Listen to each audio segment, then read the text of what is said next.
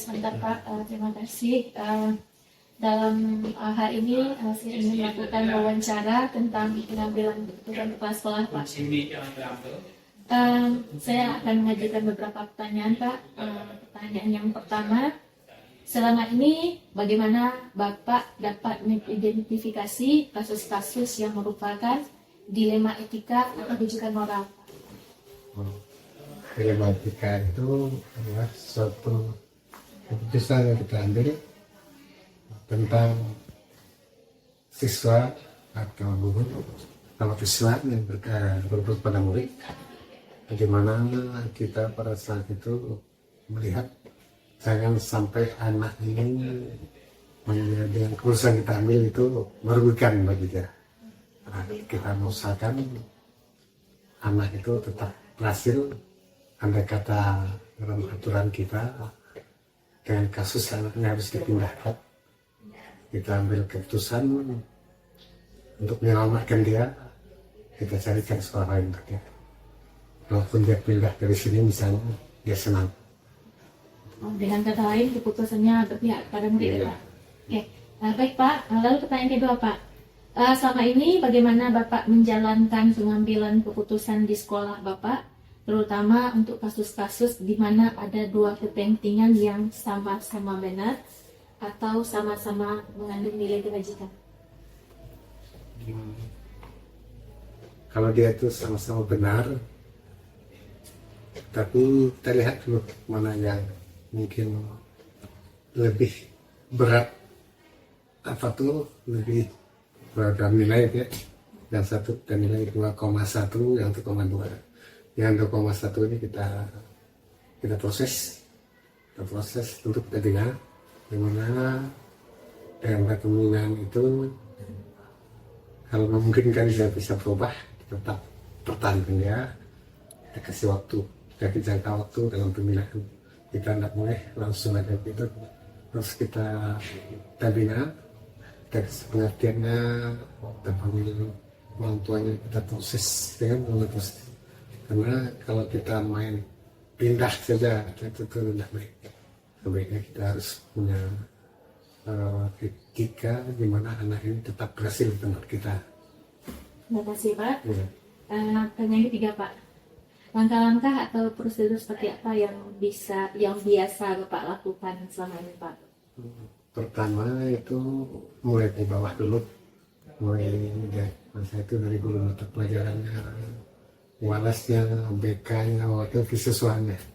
Ada orang-orang itu mengambil keputusan, dimana keputusan itu tentu berpihak kepada murid. Intinya kita tidak mencelakakan murid, artinya tidak mencari kesalahan gitu. Bagaimana itu kesepakatan kita agar anak ini kembali baik gitu. Pada dasarnya anak ini baik dengan berbagai pembinaan, pertimbangan, kecuali sudah kriminal, dia sudah melanggar hukum regulasi, baru kita selamatkan juga dia kata pertanyaan. Ya, baik Pak. Lanjut Pak. Ya. Yang keempat, hal-hal apa saja yang selama ini Bapak anggap efektif dalam pengambilan keputusan pada kasus-kasus dilema etika ini Pak? Kita dengan pertimbangan moral, bagaimana dengan perasaan kita itu, kita berpikir tidak secara nyata saja,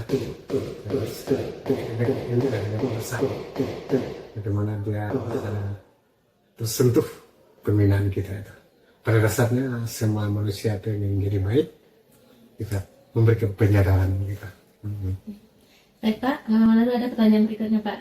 Hal apa saja yang selama ini merupakan tantangan dalam pengambilan keputusan pada kasus dilema ini Pak? Tantangan tentu karena semua guru atau besar dia main, kalau salah keluarkan dia tanpa memikirkan pembinaan. Mereka ingin main seperti surga. Kalau kita pada prinsipnya harus kita bina, kita beri pengertian. Jadi tantangan kita banyak di antara rekan-rekan kita, sejawat kita, guru kita, tiap ada masalah dia menjawab pintas, dia tidak mau berisiko. Jadi sebagai pemimpin pembelajaran, sebagai pemimpin pendidikan harus menyadarkan, memperhatikan dalam mengambil keputusan itu supaya ada perubahan pada diri murid. Terima kasih sekali jawabannya Pak.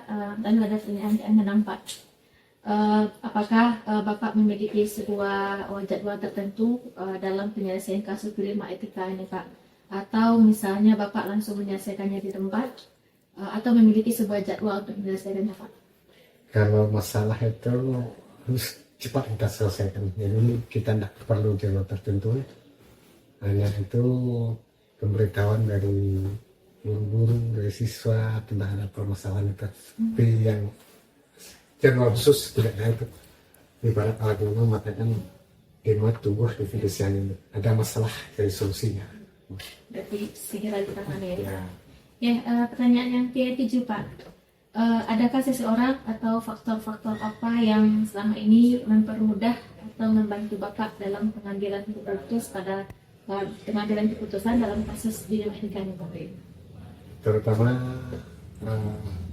adanya aturan kesepakatan bersama baik siswa atau guru tindak kebaikan tentu dalam hal pembinaan. Jadi semuanya bisa berubah dari yang jelek menjadi baik. Itu tujuan pendidikan kita harus memulai dengan baik pendidikan. Baik Pak, ini pernyataan ini Pak. Dari semua hal yang telah Bapak sampaikan, pembelajaran apa yang dapat Bapak petik dari pengalaman Bapak dalam mengambil keputusan dilema etika ini Pak?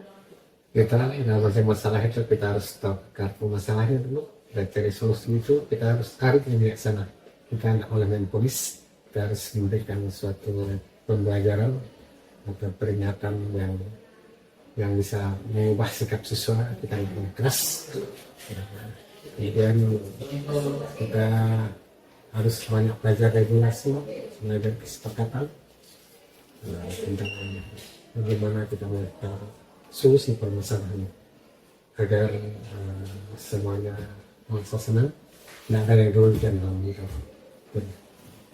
Terima kasih banyak Pak untuk wawancaranya hari ini. Minta tanggapannya Pak.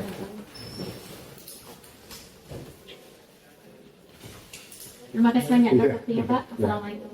Selamat.